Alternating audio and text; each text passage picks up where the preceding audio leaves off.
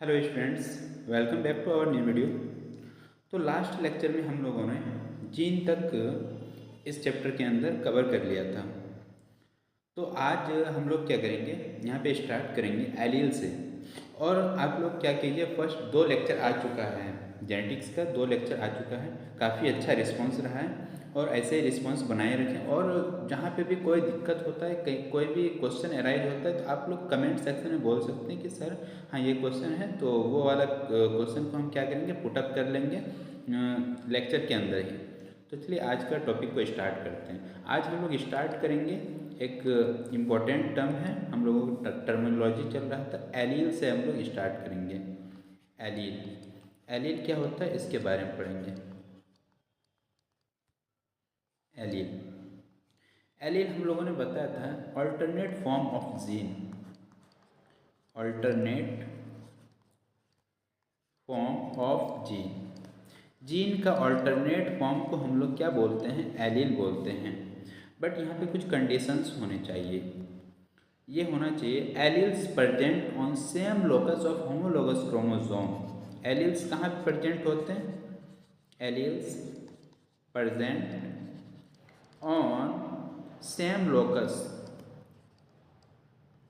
On same locus of homologous chromosome, locus of homologous chromosome, homologous chromosome. सबसे पहले chromosome यहाँ पे क्या होना चाहिए, होमोलोगस होना चाहिए और दोनों सेम लोकाई पे प्रेजेंट होना चाहिए। दोनों अल्टरनेट फॉर्म जीन का जो होता है वो कहाँ पे होना चाहिए, सेम लोकाई के अल्टरनेट, ये होमोलोगस क्रोमोसोम के सेम लोकाई पे होना चाहिए। तब हम लोग उसको क्या बोलेंगे, एलील बोलेंगे। और यहाँ पे और एक लाइन बता लेते हैं, फिर हम लोग डायग्रामेटिकली समझेंगे। एलील्स अराइज कैसे होता है, ये एक इम्पोर्टेंट लाइन है, इसको याद रखना है। Alleles are arise due to mutations, alleles are arise due to mutation.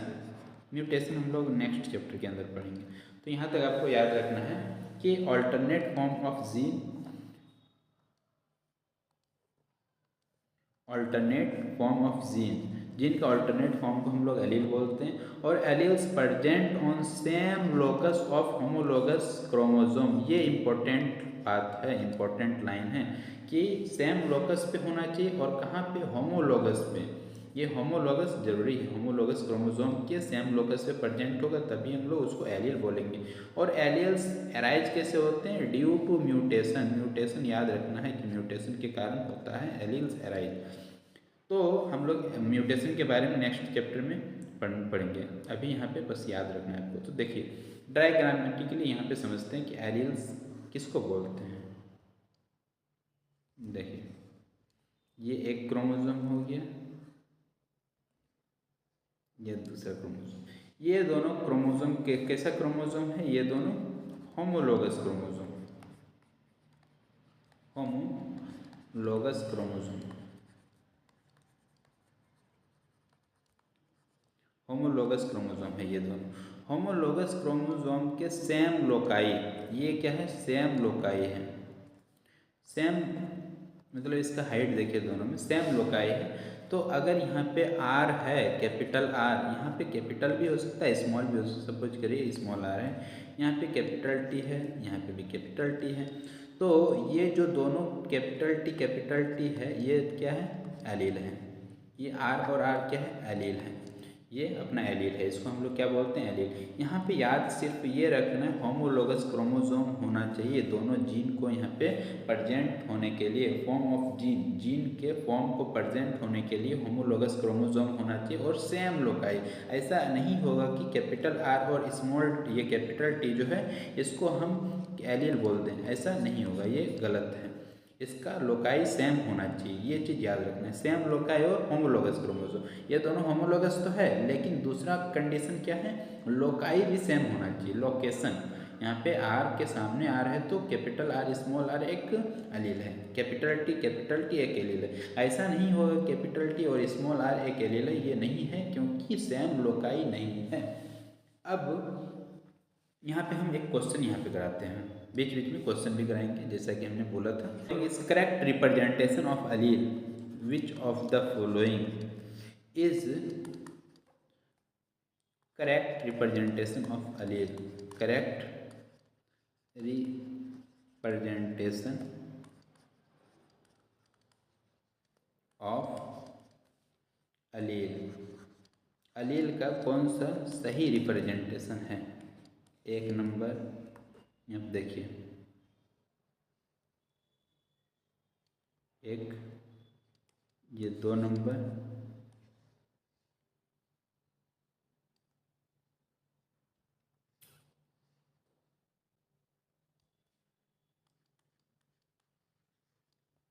तीन नंबर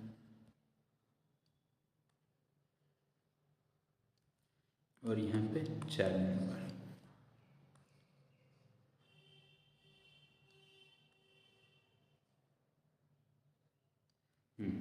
अब यहाँ पे आपको देखना है कि कौन सा रिप्रेजेंटेशन सही है किसके लिए, अलील के लिए। तो यहाँ पे क्या है, कैपिटल आर और यहाँ पे स्मॉल आर, यहाँ पे क्या है कैपिटल बी और यहाँ पे स्मॉल बी, यहाँ पे क्या है कैपिटल टी और यहाँ पे स्मॉल टी, और यहाँ पे क्या है कैपिटल टी और यहाँ पे सामने स्मॉल टी। अब आपको इसमें से बताना है कि कौन सा रिप्रेजेंटेशन जो है एलील का सही है। तो यहाँ पे सिंपली यहाँ पे होमोलोगस क्रोमोसोम नहीं है, इसलिए गलत है आंसर। यहाँ पे क्या है कि यहाँ पे होमोलोगस क्रोमोसोम तो दिख रहा है बट यहाँ पे लोकेशन सेम नहीं, यहाँ पे कैपिटल बी है तो यहाँ पे स्मॉल बी, ये भी गलत है। यहाँ पे देखिए क्या हो जा रहा है, कैपिटल टी यहाँ पे होमोलोगस क्रोमोसोम नहीं, यहाँ पे एक क्रोमोसोम बड़ा है एक छोटा है, तो यहाँ पे हेमिजाइगस जिसको कंडीशन में बोलते हैं। तो यहाँ पे कैपिटल टी स्मॉल टी, यहाँ पे दोनों का लोकेशन सेम नहीं, इसलिए ये भी गलत है। बट यहाँ पे देखिए 4th नंबर, यहाँ पे क्या है होमोलोगस क्रोमोसोम है, दूसरा कंडीशन के सेम लोकाई पे प्रेजेंट, इसलिए ये अपना सही हो गया। ये क्वेश्चन था, इंपॉर्टेंट क्वेश्चन है, कॉन्सेप्ट क्लियर वाला क्वेश्चन। अब ये हो गया अलील के बारे में। अब हम लोग यहाँ पे सिंपल टर्म पढ़ेंगे, ज़्यादा ये मतलब कोई मतलब ये नहीं है, ज़्यादा कॉम्प्लिकेट नहीं। एक टर्म आता है होमोजाइगस, होमोजाइगस, होमोजाइगस को और एक नाम से जानते हैं प्योर, यहाँ पे कोई अभी मिलावट नहीं है, या ट्रू ब्रीडिंग लाइन भी बोलते हैं, ये इम्पोर्टेंट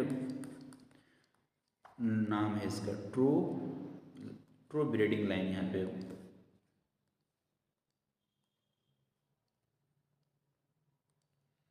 ट्रू ब्रीडिंग लाइन, ये 3 नाम, होमोजाइगस, प्योर या फिर ट्रू ब्रीडिंग लाइन, इनमें से सेम, सबको सेम ही बोलते हैं। देखिए यहाँ पे क्या बोल रहे हैं कि होमोजाइगस किसको बोलते हैं या ट्रू ब्रीडिंग लाइन किसको बोलते हैं। तो इसका सिंपल एक, पहले हम लोग पढ़ते हैं इसके डिफिनेशन, फिर उस डिफिनेशन को हम लोग चीर फाड़ करके समझते हैं। Presence of 2 similar allele of a gene in diploid organism, क्या बोले हमने, presence of 2 similar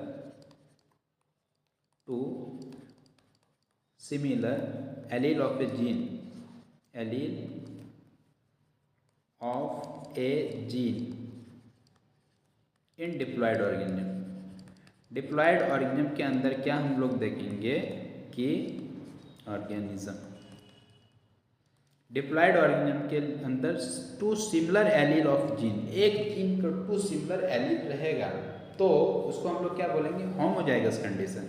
homozygous condition मतलब क्या है, यहाँ पे देखिए ये एक डीएनए है, ये एक क्रोमोसोम बोलो, तो यहाँ पे 2 क्रोमोसोम हैं। अब दोनों क्रोमोसोम के अंदर हम लोग देखिए यहाँ पे जीन जो है यहाँ पे कैपिटल टी है, ठीक, और ये भी कैपिटल टी है। हम लोग क्या बोला था, present of 2 similar allele of a gene, ये एक जीन है कैपिटल टी और ये भी एक जीन है कैपिटल टी और 2 क्रोमोसोम है, इसका मतलब कैसा है ये डिप्लॉयड ऑर्गेनिज्म।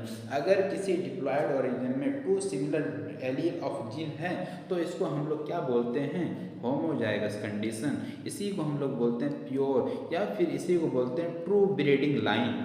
अब इसको हम लोग एग्जाम्पल के तौर पे इस तरह बोल सकते हैं कैपिटल टी या कैपिटल आर, ये सारा कुछ क्या है, होमोजाइगस कंडीशन। अब हम लोग सेकेंड यहाँ टर्म पढ़ेंगे, second term heterozygous condition. Heterozygous को हम लोग यहाँ पे इम्प्योर भी बोल सकते हैं, क्योंकि यहाँ पे क्या हुआ है, मिलावट हो गया है, इसलिए हम लोग यहाँ पे इम्प्योर भी इसको बोलेंगे। तो यहाँ पे हम लोग सिंपली इसका डिफिनेशन की बात करें तो डिफिनेशन हम लोग यहाँ पे क्या लिखेंगे, presence of two dissimilar allele of a gene in diploid organism, same dittos, वही ये है अपना डिफिनेशन है, सिर्फ और सिर्फ चेंज कहाँ होगा, टू डिसिमिलर हो जाएगा। वहाँ पे क्या था, सिमिलर था। कंपेयर करके पढ़ना है, कंपेरेटिव स्टडी करने से हम लोगों को समझ में ज़्यादा आएगा। तो यहाँ पे क्या लिखना है, presence of two dissimilar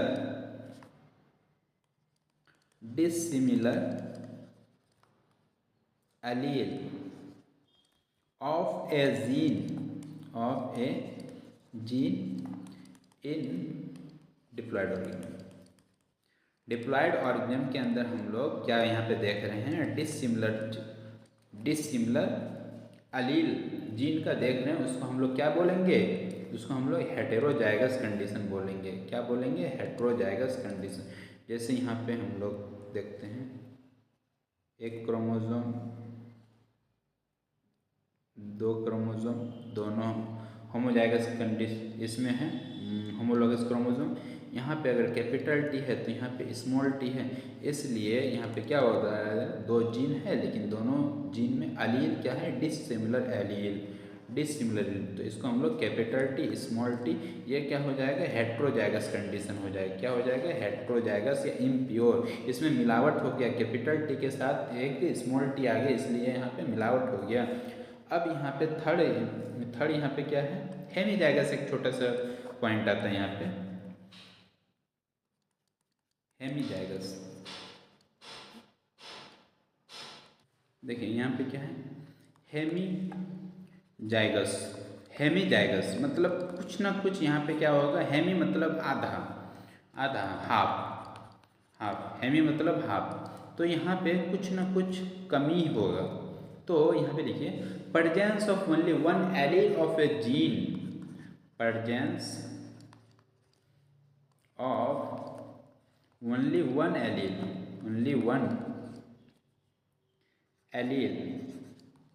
of a gene, एक जीन का क्या है, यहाँ पे एक ही एलील अगर प्रेजेंट होगा, कहाँ पे, इन डिप्लॉयड ऑर्गेनिज्म। यहाँ पे अभी भी क्या है, ऑर्गेनिज्म डिप्लॉयड ऑर्गेनिज्म के अंदर ही बात हो रहा है। अगर डिप्लॉयड ऑर्गेनिज्म के अंदर सिर्फ और सिर्फ ओनली वन एलील पाया जा रहा है एक जीन का, तो उसको हम लोग क्या बोलेंगे, हेमीजाइगस कंडीशन बोलेंगे। और हेमीजाइगस कंडीशन जनरली देखिए, एग्जाम्पल इसका इम्पोर्टेंट है।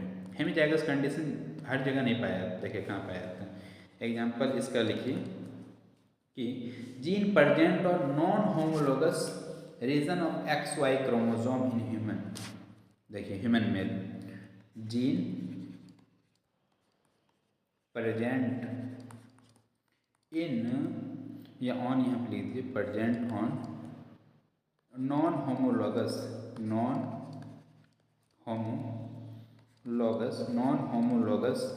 Reason of X and Y chromosome, X and Y chromosome in human male के अंदर X और Y क्रोमोसोम पाया जाता है ना। तो X और Y क्रोमोसोम जो पाया जाता है वहीं पे हेमीजाइगस कंडीशन पाया जाता है। अब इसको हम लोग डायग्राम के थ्रू ही समझ सकते हैं, ऐसे हम लोगों को समझ में नहीं आएगा। देखिए डायग्राम, यहाँ पे अगर बात करें फीमेल की, ह्यूमन फीमेल का तो कंडीशन सिंपल होता है, ऐसे दोनों XX होता है, ये भी X क्रोमोसोम है, ये भी X क्रोमोसोम है, दोनों तो होमोलोगस है, कोई दिक्कत यहाँ पे कोई इशू नहीं है। बट इशू तब आता है जब X के साथ Y क्रोमोसोम आ जाता है। देखिए यहाँ पे क्या है, X क्रोमोसोम, अब यहाँ पे Y क्रोमोसोम जो होता है इसका इस तरह होता है, Y क्रोमोसोम है ये, और ये क्या है, एक्स क्रोमोसोम है। ये क्या है, नॉन होमोलॉगस है। यहाँ पे इसको हम लोग नॉन होमोलॉगस, क्योंकि दोनों सेम तो है नहीं, क्रोमोसोम का हाइट वाइट सेम नहीं है, तो इसको हम नॉन होमोलॉगस क्रोमोसोम में यहाँ पे क्या होता है, जीन जो प्रेजेंट होता है, gene present to non homologous region of X and Y and human is hemizygous. यहाँ देखिए, सपोज यहाँ पे क्या है, एक जीन है यहाँ पे और एक यहाँ पे है, तो इसको हम लोग क्या बोलते हैं, हेमिजाइगस कंडीशन बोलते हैं। जस्ट इसको याद, ये यूज कहीं नहीं होगा, आपको ये यूज कहीं नहीं होगा, जस्ट याद ये रखना है। इसमें याद इसमें क्या रखना है, ये उतना इम्पोर्टेंट नहीं है, इसमें याद ये रखना है, present of only one allele of a gene in diploid organism. किसी डिप्लॉयड ऑर्गेनिज्म के अंदर एक ही एलील अगर प्रेजेंट हो किसी जीन का, तो हम लोग उसको क्या बोलेंगे, उसको हम लोग बोलेंगे हेमिजाइगस कंडीशन। इसका यहाँ पे डी के सामने डी आएगा, नहीं आएगा, ये तो हम लोग लिख दिए, यहाँ पे नहीं आएगा, डी के सामने यहाँ पे स्मॉल डी या कैपिटल डी नहीं आएगा। तो क्या हुआ कि डिप्लॉयड ऑर्गेनिज्म है, एक्स वाई डिप्लॉयड है, बट यहाँ पे डिप्लॉयड ऑर्गेनिज्म होते हुए भी यहाँ पे क्या है, एक ही एलील प्रेजेंट है, एक जीन का एक ही एलील प्रेजेंट है। इसी कंडीशन को हम लोग क्या बोले, हेमिजाइगस कंडीशन। और इसका एग्जाम्पल हम लोग याद रखना, ये इम्पोर्टेंट है। अगर कहीं आ जाता है कि gene present in non homologous chromosome of X and Y chromosome in male कैसे होता है, वो हेमिजाइगस होता है, हेमिजाइगस कंडीशन में होता है। अब यहाँ पे हम लोग को समझना है दूसरा। अब यहाँ पे फिनोटाइप की बात करते हैं। फिनोटाइप क्या होता है,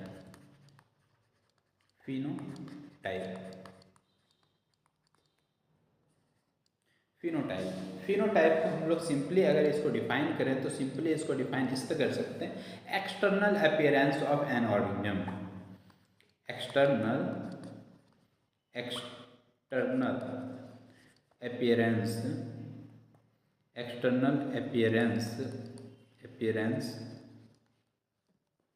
ऑफ एन ऑर्गेनिज्म। एक ऑर्गेनिज्म का एक्सटर्नली जो दिख रहा है उसको हम लोग क्या बोलते हैं, फिनोटाइप। इसका एग्जांपल क्या हो सकता है कि कोई ऑर्गेनिज्म टॉल है तो वो उसका क्या है, बाहर से देख के पता चल रहा है ना कि वो टॉल है, लंबा है, या ड्वार्फ है, नाटा है, तो हम लोग बाहर से देख के ही, सामने से देख के ही, एक्सटर्नली देख के ही हम लोग पता कर सकते हैं कि ये ऑर्गेनिज्म लंबा है या फिर नाटा है, या फिर कलर इसका फेयर है या ब्लैक है, जो भी है, बाहर से जो भी दिखता है वो एक्सटर्नल अपीयरेंस में जो भी कुछ आप सोच सकते हैं वो उसका क्या है, उस ऑर्गेनिज्म के लिए क्या है, फिनोटाइप है।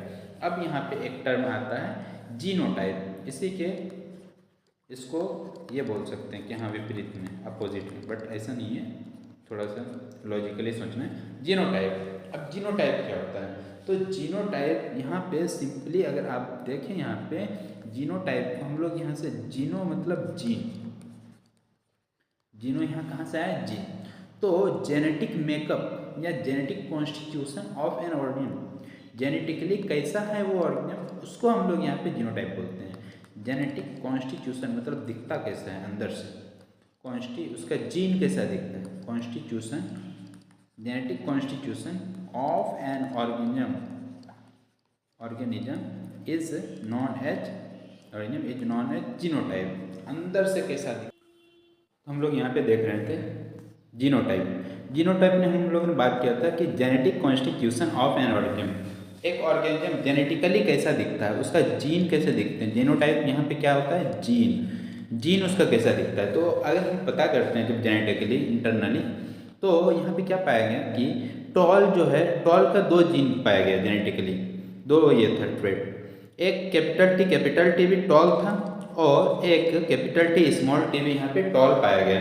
तो यहाँ पे अगर हम लोग यहाँ पे बात करें फिनोटिपिकली दोनों तो टॉल दिख रहा है, बट जेनेटिकली उसका क्या है, दोनों में डिफरेंसेस है। टॉल में 2 जीनोटाइप हो सकते हैं, बट 2 जीनोटाइप का एक ही फिनोटाइप हो सकता है, ये आपको याद रखना है। और ये स्मॉल टी ये कैसा हो जाएगा, ड्वार्फ हो जाएगा। तो ये हमारा हो गया जीनोटाइप। अगर यहाँ पे आगे बात करें, फिनोटाइप हो गया, जीनोटाइप हो गया, उसके बाद हाँ डोमिनेंट ट्रेट आता है और एक यहाँ पे रेसेसिव ट्रेट। तो अगर बात करें यहाँ पे डोमिनेंट ट्रेट की, डोमिनेंट ट्रेट क्या होता है, छोटा छोटा टर्म है, ये सब याद रखना, थोड़ा सा इंपॉर्टेंट होता है। डोमिनेंट ट्रेट, ये डोमिनेंट ट्रेट क्या होता है, trait which are appear in both homozygous देखिए इसका trait which are appear in both, कैसे both homozygous and heterozygous condition it called dominant trait and heterozygous condition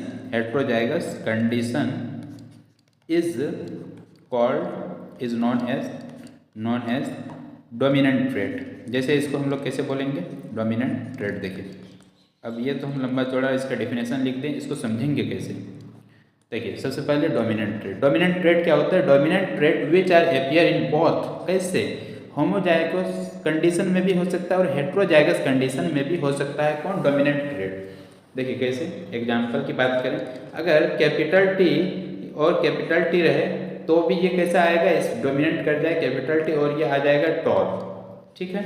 अगर कैपिटल टी और small T रहेगा तो भी ये कैसा आएगा, टॉल। इसका मतलब क्या है कि होमोजाइगस कंडीशन में भी यहाँ पे डोमिनेंट कर रहा है और डोमिनेंट ट्रेट आ रहा है, टॉल आ रहा है हाइट का, और कैपिटल टी स्मॉल टी जो है ये हेट्रोजाइगस कंडीशन में है, फिर यहाँ पे कैसा आ रहा है, टॉल आ रहा है। मतलब यहाँ पे डोमिनेंट ट्रेट कैसा हो सकता है, या तो होमोजाइगस कंडीशन में हो सकता है जैसा कि ये है, या तो हेट्रोजाइगस कंडीशन में हो सकता है जैसा कि ये है। तो यहाँ पे याद रखना है कि डोमिनेंट ट्रेट हेट्रोजाइगस और होमोजाइगस दोनों हो सकते हैं। बट यहाँ पे अगर हम लोग नेक्स्ट बात करें रेसेसिव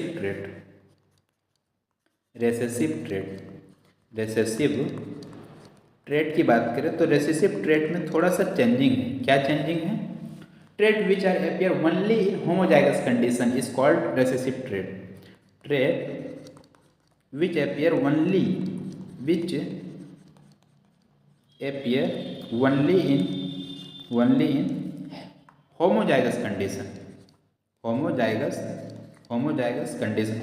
कंडीशन में ही सिर्फ जो प्रेजेंट होगा, अपीयर होगा, उसी को हम लोग यहाँ क्या बोलेंगे, रेसेसिव ट्रेट। एग्जाम्पल की बात करें अगर तो यहाँ पे स्मॉल टी ये क्या है, ड्वार्फ है, ये ड्वार्फ है रेसेसिव। स्मॉल टी है ना, हम लोग यहाँ पे स्मॉल टी अपने आप को एक्सप्रेस यहाँ पे नहीं कर पाएगा, इसलिए ड्वार्फ हो जाएगा, ये टॉल नहीं होगा। अब यहाँ पे हेट्रोजाइगस में देखिए, जैसे एक यहाँ पे थोड़ा सा इम्पोर्टेंट बात, ये नॉट इस तरह करके लिख सकते हैं, नॉट। देखिए यहाँ पे अगर बात करें कैपिटल टी और स्मॉल टी, तो कैपिटल टी और स्मॉल टी में यहाँ पे क्या हो रहा है कि कैपिटल टी जो है ये तो डोमिनेंट एलील है,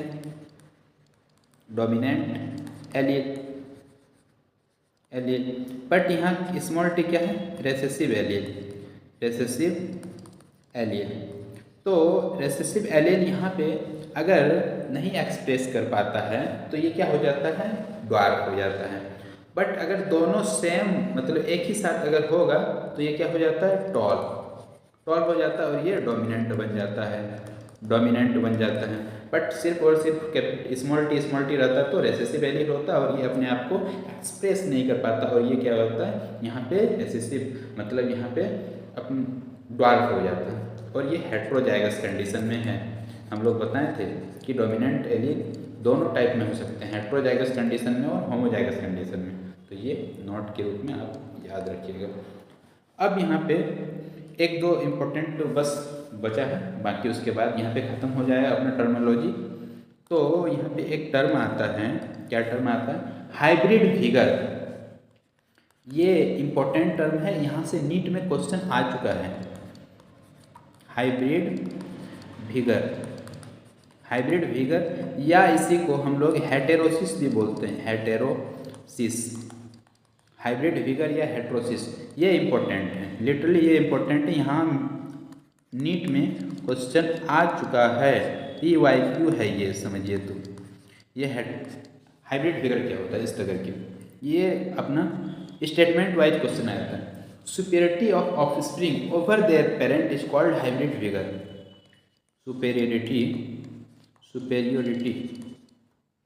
superiority of offspring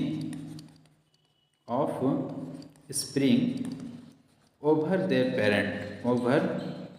there parent. समझते हैं इसको। देखिए अगर कोई पेरेंट है, मतलब पेरेंट अपने आप में मतलब सुपीरियर है, दोनों पेरेंट मेल और फीमेल पेरेंट सुपीरियर, उससे भी अगर उसका ऑफ स्प्रिंग क्या हुआ, मेल पेरेंट और फीमेल पेरेंट का दोनों कॉम्बिनेशन होकर उससे भी ज़्यादा अगर सुपीरियर हो गया, दोनों का जो कैरेक्टर था एक ही में आ गया, उस ऑफ स्प्रिंग में आ गया, तो क्या हुआ यहाँ पे सुपीरियर हो गया ना। एक ही ऑफ स्प्रिंग में दो कैरेक्टर मतलब एक डोमिनेंट कैरेक्टर आ गया, जबकि वहाँ पे दो पेरेंट था, एक मेल और एक फीमेल, तो मेल में एक डोमिनेंट कैरेक्टर था तो फीमेल में एक था। बट यहाँ पे क्या हुआ, ऑफ स्प्रिंग के पास दोनों का दोनों अगर कैरेक्टर आ जाए डोमिनेंट कैरेक्टर, तो ये तो अपने पेरेंट्स से भी सुपीरियर हो गया ना। तो इसी को क्या बोलते हैं, हाइब्रिड फिगर या फिर हेटेरोसिस, है ना। देखिए इसको हम लोग कैसे समझते हैं, this is due to heterozygosity. ये किस कारण होता है, ये किस कारण होता है, अगर कहीं पे क्वेश्चन आए कि hybrid figure is due, hybrid figure कैसे बनता है, तो यहाँ पे लिखना है this is due to heterozygosity, heterozygous condition के कारण ये बनता है, सिंपली इसको बोले तो। देखिए यहाँ पे थोड़ा सा एक क्या आएगा, क्रॉस करेंगे हम लोग और यहाँ पे समझेंगे। एक पेरेंट है, पेरेंट 1 इसको बोलते हैं, और एक पेरेंट है इसको पेरेंट 2 बोलते हैं। अब यहाँ पे अपना जेनेटिक्स इंटर कर रहा है, यहाँ पे कॉन्सेप्चुअल। देखिए कैपिटल ए स्मॉल बी, यहाँ पे क्या हुआ, एक डोमिनेंट एलील है और एक रेसिसिव एलील। यहाँ पे देखिए स्मॉल ए कैपिटल बी, यहाँ पे देखिए एक डोमिनेंट ये रेसिसिव एलील और ये डोमिनेंट, इस तरह इसको देखते हैं। देखिए यहाँ पे एक क्या है, ये डोमिनेंट है, इसको डी बोलेंगे और इसको आर बोलते हैं रेसेसिव, इसको रेसेसिव को आर बोलते हैं और कैपिटल इसको डी बोलते हैं, ठीक। अब दोनों में क्या हुआ, अब यहाँ दोनों में क्या हुआ, दोनों में यहाँ पे क्रॉस करा दिए, क्रॉस करवाएं तो यहाँ पे कैपिटल ए स्मॉल ए और कैपिटल बी स्मॉल बी। अब देखिए यहाँ पे दोनों मतलब एक ये क्या है, ये सन है, मतलब ऑफ स्प्रिंग बोल लीजिए, ऑफ स्प्रिंग में देखिए यहाँ पे क्या हो रहा है, ऑफ स्प्रिंग में देखिए चेंजिंग, ये डोमिनेंट हो गया, हेट्रोजाइगस कंडीशन में डोमिनेंट है ए कैपिटल, तो ये डोमिनेंट हो गया एक कैरेक्टर, इसमें भी कैपिटल बी आ गया तो ये भी डोमिनेंट हो गया। तो दोनों कैरेक्टर इसमें ऑफ स्प्रिंग के अंदर क्या हुआ, डोमिनेंट, जबकि दोनों पेरेंट देखिए, इस पेरेंट में कैपिटल ए है तो स्मॉल ये है, तो एक डोमिनेंट एक रेसेसिव, यहाँ एक रेसेसिव एक डोमिनेंट, जबकि यहाँ दोनों का दोनों डोमिनेंट है। तो ये जो ऑफ स्प्रिंग है ये अपने पेरेंट से क्या हो गया, सुपेरियर हो गया। तो इसी को हम लोग बोलते हैं hybrid figure, superiority of spring over there parent. अगर कोई ऑफ स्प्रिंग अपने पेरेंट से भी सुपीरियर है तो उसको हम लोग क्या बोलेंगे, हाइब्रिड फिगर, या इसी चीज को बोलते हैं हेटेरोसिस। याद रखिएगा, ये इंपॉर्टेंट था, ये इंपॉर्टेंट है, ठीक। यहाँ पे दो डोमिनेंट हो गया, ये इंपॉर्टेंट कॉन्सेप्ट है। अब यहाँ पे आता है एक इंपॉर्टेंट है इनब्रीडिंग डिप्रेशन, बट यहाँ से क्या हुआ कि इस साल इनब्रीडिंग डिप्रेशन एनसीईआरटी से शायद ये वाला पोर्शन हटा दिया गया है, बट यहाँ से क्वेश्चन बहुत बार पूछा गया है। ये PYQ है, PYQ एक्चुअल यहाँ से नीट का क्वेश्चन है। ये इनब्रीडिंग डिप्रेशन बहुत बार आ चुका है, मल्टीपल टाइम नीट में। ये इनब्रीडिंग डिप्रेशन ये क्या होता है, loss of hybrid vigour, loss of hybrid vigour due to inbreeding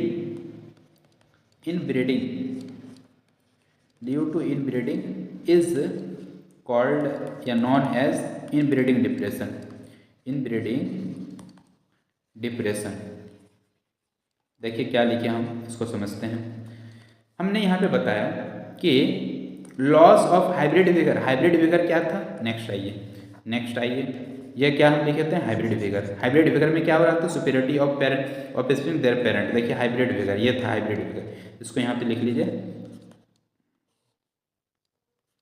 hybrid figure, ठीक। ये हाइब्रिड फिगर है। ये हाइब्रिड फिगर का अगर लॉस हो जाता है किसके कारण, ड्यू टू इनब्रीडिंग।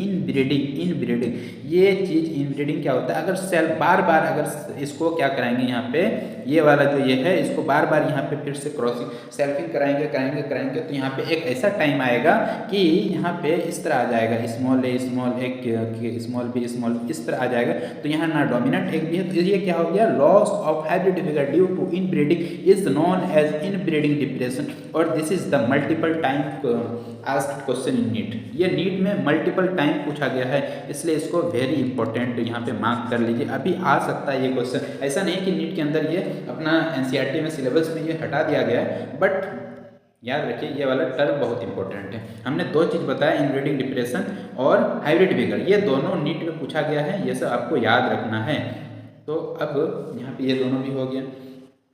अब हमारा लगभग सारा खत्म हो गया, जितना भी हम लोगों को पढ़ना था इसमें, जितना भी टर्मिनोलॉजी पढ़ना था। देखिए अब हम इसको रिकॉल करते हैं क्या क्या हम लोगों ने टर्मिनोलॉजी पढ़ा। सबसे पहले हम लोग चैप्टर को स्टार्ट किए थे, किससे, चैप्टर को हम लोग ये करते हैं। सबसे पहले इनहेरिटेंस पढ़ें, इनहेरिटेंस कंप्लीट किए, वेरिएशन कंप्लीट किए, वेरिएशन क्या होता है, कितना टाइप का वेरिएशन होता है। उसके बाद फिर साइंटिस्ट के बारे में पढ़ें, साइंटिस्ट में हम लोगों ने साइंटिस्ट के बारे में पढ़े, मेंडल के बारे में पढ़े हैं, उसके बाद बैटसन के बारे में पढ़े हैं, उसके बाद फिर हम लोगों ने ए गैरोट के बारे में पढ़े हैं, उसके बाद फिर मॉर्गन के बारे में पढ़े। फिर हम लोग आए थे किसमें कि हम लोग यहाँ पे देखे थे टर्मिनोलॉजी, कौन कौन सा टर्म होता है जेनेटिक्स के अंदर जो कि इम्पोर्टेंट होता है हमारे लिए पढ़ना। तो यहाँ पे हम लोग पढ़े थे कैरेक्टर पढ़े।